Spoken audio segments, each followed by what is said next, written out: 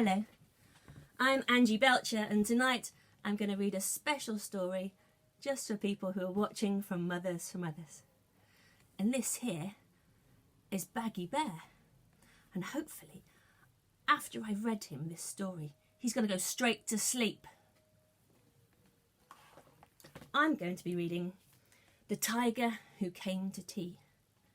The main reason I'm going to read this is not because it's educational, but because it's quite short.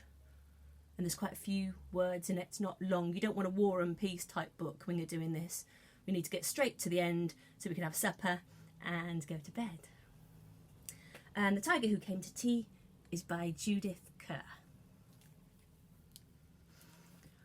Once there was a little girl called Sophie, and she was having tea with her mummy in the kitchen. And we know from the pictures that Sophie's quite middle class. And the reason we know that is because her idea of tea is cakes and a cup of tea. If she'd been working class, she'd been having turkey twizzlers and chips, which is what I grew up on. Suddenly, there was a ring at the door. Sophie opened the door and there was a big, furry, stripy tiger. The tiger said, "Excuse me, but I'm very hungry. Do you think I could have tea with you?" Which I think is a bit presumptuous, really, and rude. Maybe this is a metaphor for the patriarchy. Sophie's mummy said, "Of course, come in."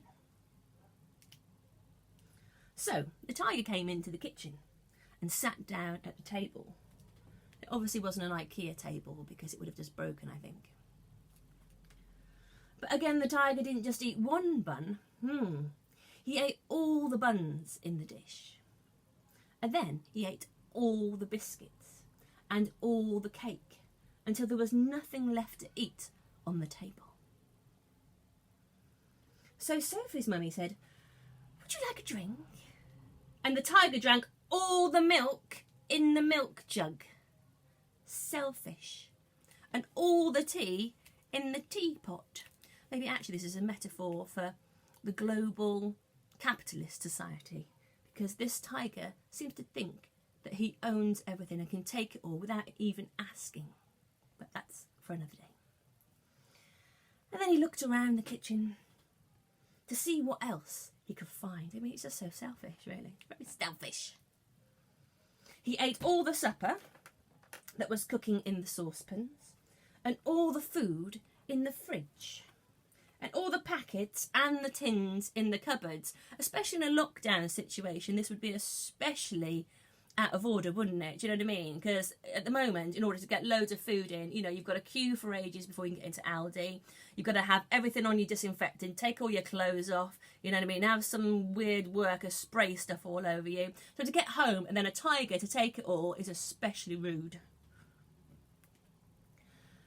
And he drank all the milk and all the orange juice and all Daddy's beer. And this is the thing, does Mummy not drink beer? You have to ask yourself, isn't it? And all the water in the tap, which I don't know how you could do that. Can you physically take all the water from the tap? This is the 1950s though when this was written, so who knows? And then he said, "Thank you for my nice tea. I think I'd better go now." And he went. And Sophie's mummy said, "I don't know what to do. I've got nothing for Daddy's supper. The tiger has eaten it all. Or maybe Daddy could get his own supper. Seeing he's got 2 arms and 2 legs and goes off to work all day, maybe he could pop into a shop after work and maybe cook something." But no, what happens? Oh yeah, I forgot, Sophie couldn't have a bath either. I was getting too excited about the ending. Because the tiger had drunk all the water in the tap. And just then, Sophie's daddy came home. So Sophie and her mummy told him all about it, what had happened, and how the tiger had eaten all the food and drunk all the drink. And also there's suddenly another child here as well, isn't there? Who's that? Oh no, that's just Sophie in a different dress. Sorry. And Sophie's daddy said, "I know what we'll do," because obviously he's so clever. "I've got a very good idea. We'll put on our coats and go to a cafe. Now, I'm not entirely sure that cafes existed in the 1950s. They certainly did in the Midlands, apart from like breakfast, like Dirty Lils and stuff, but there you go. So they all went out in the dark, and all the street lamps were lit, and all the cars had their lights on, and they walked down the road to a cafe, which is strange because a lot of cafes kind of stop at 6 o'clock, don't they, at the latest, really, but never mind, we'll just ignore that fact. And then they had a lovely supper with sausages and chips and ice cream.